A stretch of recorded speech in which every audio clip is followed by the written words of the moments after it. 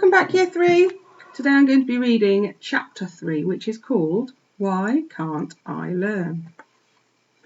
By dark it was plain to Farmer Hoggett that, whether he liked it or not, Fly had not 4, but 5 children.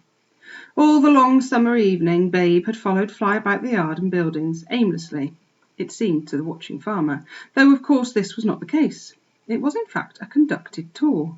Fly knew that if this foster child was to be allowed his freedom and the constant reassurance of her company, for which he obviously craved, he must quickly learn, and patently he was a quick learner, his way about the place, and that he must be taught, as her puppies had been taught, how to behave like a good dog.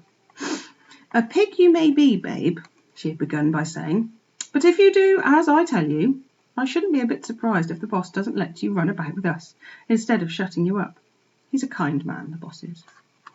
"I knew that," said Babe. "When he first picked me up I could feel it. I knew he wouldn't hurt me." "You wait," began one of the puppies, and then stopped suddenly at his mother's warning growl. Though she said nothing, all 4 of her children knew immediately by instinct what she meant. "Wait for what?" said Babe. You wait half a tick and we'll take you round and show you everything," said the first puppy hastily. "Won't we, Mum?"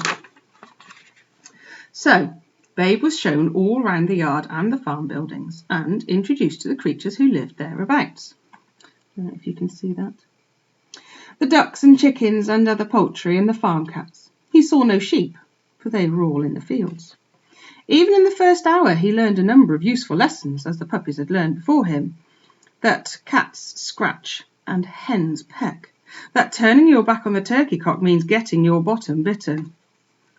Let me just show you a little picture of poor little Babe getting his bottom pecked and bitten by the turkey.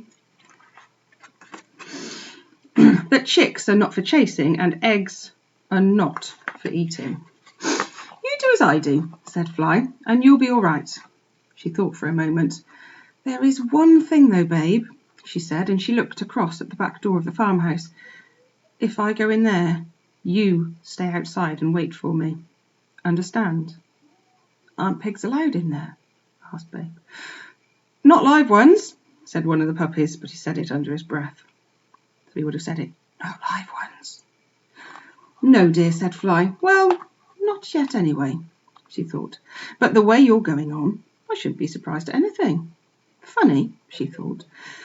"I feel really proud of him. He learned so quick as any sheepdog." That night the loose box in which Babe had first been put in was empty. In the next door one, all 6 animals slept in the straw together, though he did not tell his wife. Farmer Hoggett had not had the heart to shut the piglet away. So happy was it in the company of the dogs. At first the puppies had not been equally happy at the idea. "Mum," they said, "he'll wet the bed." "Nonsense," said Fly. "If you want to do anything, dear, you go outside. There's a good boy."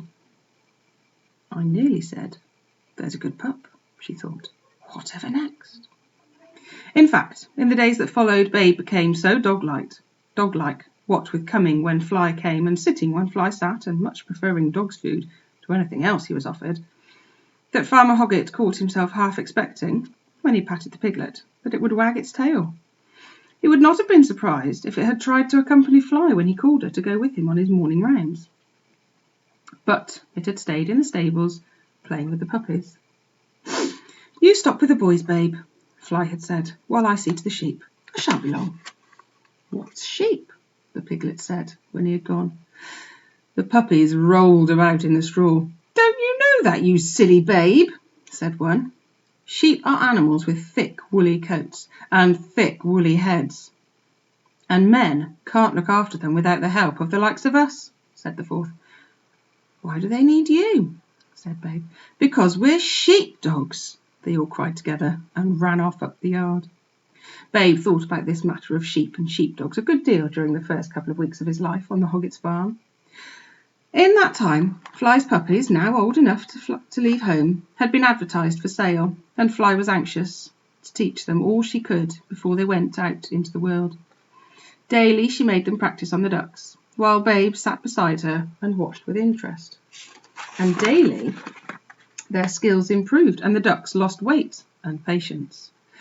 Then There came one after another, 4 farmers, 4 tall, long-legged men who smelt of sheep, and each picked his puppy and paid his money, while Fly sat and watched her children leave to start their working life. There's a little picture there of all those puppies learning how to herd. The ducks don't look too happy about it, do they? As always, she felt a pang to see each go, but this time, after the last had left, she was not alone. "It's nice, dear," she said to Babe. "I've still got you." There's a picture of Fly and Babe watching the last puppy leave. She looks a bit sad, I think. Puppy doesn't look too sad, though. I think he looked quite excited to be going to the new home. But not for all that long, she thought. Poor little chap, in 6 months or so he'll be fit to kill. At least he doesn't know it. She looked fondly at him, this foster child that now called her mum.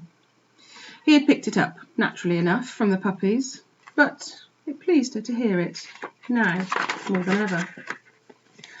"Mum," said Babe. "Yes, dear?" "They've gone off to work sheep, haven't they?" "Yes, dear." "Because they're sheepdogs like you. You're useful to the boss, aren't you?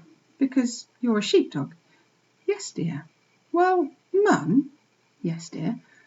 "Why can't I learn to be a sheep pig?" End of chapter 2. Why can't he learn to be a sheep pig? Or could he learn to be a sheep pig? What do you think? What do you think he would need to learn to be a good sheep pig? Give that some thought, and then we'll see what happens in the next chapter. Bye, everybody.